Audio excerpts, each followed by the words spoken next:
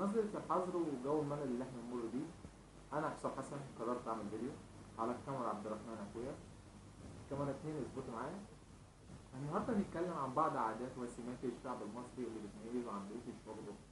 احنا عارفين الشعب المصري معروف بقوته وجبروته، حاجات بيعملها الشعب المصري، حاجات مفيش إلا هي المصريين اللي بيعملوها بتميزهم عن أي حد.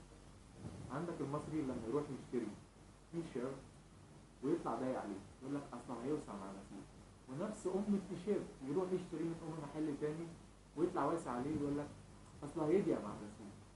ما عرفتكش انا كده يا فرحه امك فيك، بجد يا فرحه امك فيك. انا معانا حاجه على الكنترول مزه معديه. ايه المزه الجامده دي؟ ذات مهم. لما المصري يروح يشتري التيشيرت من عند الراجل يقول له انا زبونك كان معاه واجب، ولا التيشيرت غالي يقول له انا اول مره اشتري منك بقى يا عم كرمنا بقى. هو ده المصري. عندك الشعب المصري هو الشعب الوحيد اللي لو صاحي يقول لك انا اخش اخد دش عشان افوق، ولو هينام يقول لك انا اخش اخد دش عشان اعرف انام. يخرب بيت فضلتك. عندك الشعب المصري شعب غريب، يكون مثلا مخنوق ولا متضايق تلاقيه فاتح التلاجة. ايه يا عم؟ شعب مريب بطبعه. ثانية 11.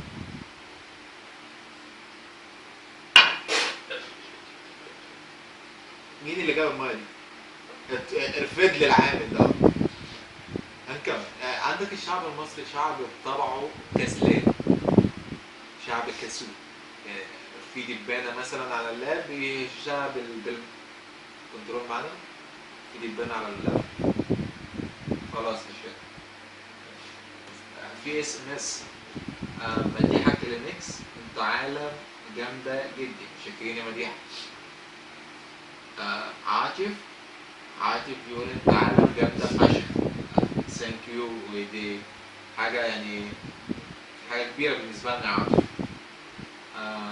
ابراهيم سيد حسين لا ده كان معايا في الجامعة حبيبي ابو نسب والله، شاكرين انا شايلها لك يا معلم. احمد عادل انت عيل بطيء. انت عيل بطيء. معلش هحاول اسرع من ادائي، شاكرين على الملحوظة دي. محمد المراكبي اخر مرة تعمل فيها حلقات؟ طب هو بالعلم فيك يا محمد هنعمل حلقات، واسكت انت بتاع الاي دي. هو كده نقدر نقول حلقتنا انتهت، وممكن تدي الكاميرا لعبد الرحمن. ادي الكاميرا لحزنبل. تعالى عبد الرحمن. ده عبد الرحمن اللي كان على الكاميرا، اخويا صاحبه وحبيبه وكفاءة. شاكرين. ممكن تعملوا لايك وسبسكرايب. شوفوا الحلقة. عندك الشعب المصري هو الشعب الوحيد اللي لو هيخش لو بس لو هيخش ينام يقول لك انا هاخد دس عشان اعرف انام. دس ايه؟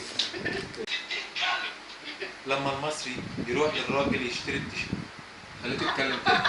لما يكون مخنوق ولا متضايق تلاقيه فاتح التلاجة. ايه يا عم؟ ايه ده؟ الشعب بطبعه كسلان. نسيت اشرب الميه. يا فرحة أمك بتضحك ليه؟ أنت بتضحك ليه؟